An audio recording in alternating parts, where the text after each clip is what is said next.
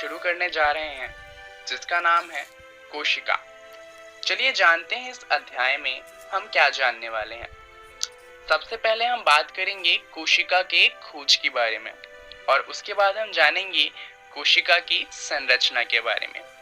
तो चलिए शुरुआत करते हैं, पर सबसे पहले बात कर लेते हैं कि आखिर कोशिका है क्या।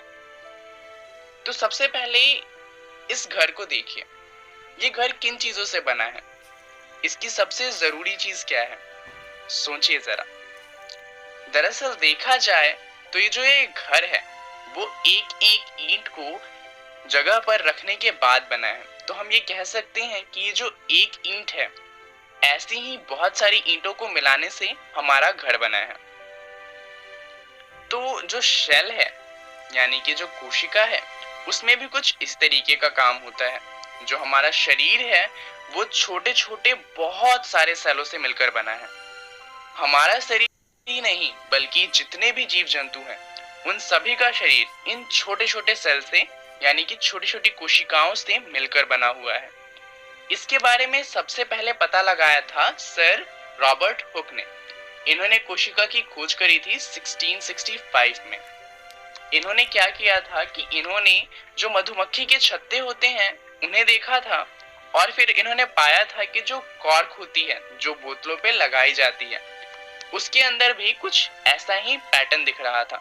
तो उन्होंने यहाँ पर अज्यूम किया यानी कि सोचा कि ऐसा कुछ हो सकता है और फिर उन्होंने ये बताया कि कोशिका कुछ इस तरीके की होती होगी और इनमें ये चीजें होती होंगी। उसके बाद एक और साइंटिस्ट थे जिनका नाम था एंटोन वॉन लीeuwenhoek। इन्होंने क्या किया कि इन्होंने 1674 में शैवाल और प्रोटोजोआ में पहली बार जीवित कोशिकाओं को देखा था। इन्होंने इसके लिए माइक्रोस्कोप का इस्तेमाल किया था क्योंकि ये जो जीव होते हैं ये बहुत ज्यादा छोटे होते हैं, इन्हें आंखों से नहीं देखा जा सकता। तो 1674 में इन्होंने पहली बार जीवित कोशिकाओं को देखा था। तो चलिए अब बात करते हैं कोशिकाओं के बारे में। दरअसल जो कोशिकाएं हैं वो हमारे रचनात्मक तथा क्रियात्मक इकाई को दर्शाती है। दरअसल हमारा पूरा शरीर छोटी छोटी बहुत सारी कोशिकाओं से मिलकर बना है। तो जाहिर सी बात है कि हमारी क्रियात्मक और रचनात्मक इकाई एक कोशिका ही होगी। कोशिकाएं स्वतः जनन का समर्थ भी रखती हैं। इसका मतलब वो अपने आप को एक से ज्यादा बना सकती हैं। जैसा कि आप यहाँ पर देख सकते हैं, एक कोशिका से एक से ज्यादा कोशिकाएं बन सकती हैं, यानी कि उनमें प्रजनन हो सकता है। अतः कोशिका जीवन की मूलभूत इकाई है। क्या हम ऐसा कह सकते हैं? जी हाँ, क्योंकि जो हमारे कोशिका है वही तो मिलकर हमें बनाती हैं। कोशिका जीवित रहेगी तो हम जीवित रहेंगे और इसीलिए हम ऐसा कह सकते हैं कि जो कोशिका है वो जीवन की मूलभूत इकाई है। अगर कोशिका ना हो तो जीवन नहीं हो सकता। तो चलिए अब बात करते हैं कोशिकाओं के आकार के बारे में। क्या सभी कोशिकाओं का आकार समान होता है? हम ये तो जानते हैं कि कोशिकाएं बहुत छोटी होती हैं, परंतु क्या सब एक समान के आकार की होती हैं?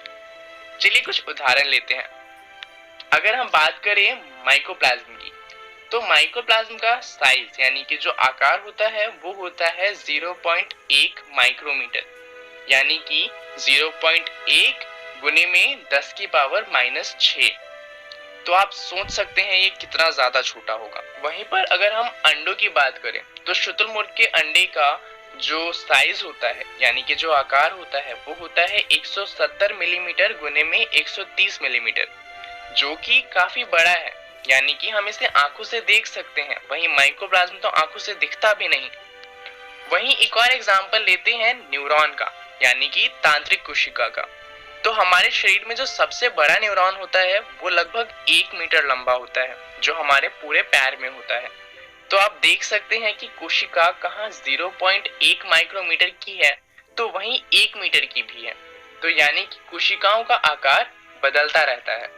कोशिकाओं की अनेक आकृति भी होती है, जैसे कि यहाँ पर आप देख सकते हैं कुछ कोशिका गोल है, कुछ लंबी है, कुछ स्प्रिंग की तरह है, कुछ कौमे जैसी दिखती है।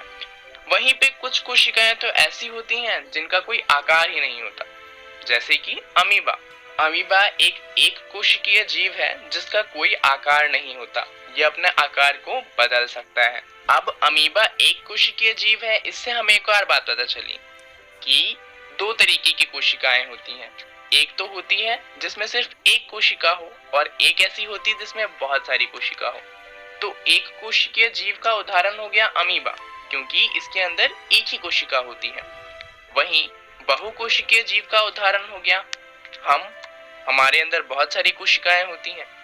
वहीं पेड़ पौधे, उनके अंदर भी बहुत सारी कोशिकाएं होती हैं।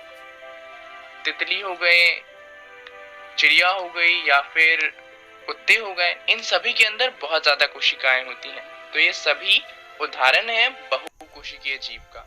अब आप जरूर सोच रहे होंगे कि आखिर एक छोटी सी कोशिका से हम जैसे जीव बन कैसे जाते हैं। तो ये कुछ इस तरीके से होता है, जो एक समान काम करने वाली कोशिकाएं होती हैं वो एक साथ मिलकर उत्तक बनाती हैं। फिर बहुत सारे एक जैसे उत्तक मिलके एक अंग को बनाते हैं, जैसे कि एक ही तरह के बहुत सारे उत्तक मिलके हमारे फेफड़ों को बनाते हैं। वहीं दूसरी तरह के उत्तक मिलके हमारे दिल को बनाते हैं। वहीं ऐसे ही अलग तरह के उत्तक मिलके हमारे अमाशय को बनाते हैं। इनको कहा जाता है अंग। फिर बहुत सारे अंग मिलकर बनाते हैं अंग प्रणाली, और अंग प्रणाली से ही हम बनते हैं। तो कुछ इस तरीके से एक सिंगल कोशिका, मतलब एक अकेली कोशिका से हम जैसे बहुकोशिकीय जीव बनते हैं। तो चलिए जानते हैं इस वीडियो में हमने क्या सीखा। इस वीडियो में हमने बात करी कोशिका के खोज के बारे में, जहां पर हमने जाना कि सर रॉबर्ट हुक ने 1665 में कोशिका को खोजा था। वहीं उसके बाद हमने बात करी कोशिका के संरचना के बारे में। चलिए जान लेते हैं अगली वीडियो में हम क्या जानेंगे। अगली वीडियो में हम बात करेंगे कोशिका के घटक के बारे में, और उसके बाद हम जानेंगे जंतु तथा पौधे कोशिका में अंतर क्या होता है। अच्छा सुनो, सब्सक्राइब करते वक्त ना घंटी बजा देना, ताकि जब मैं ऑनलाइन आऊँ तो तुम्हारे फोन की भी घंटी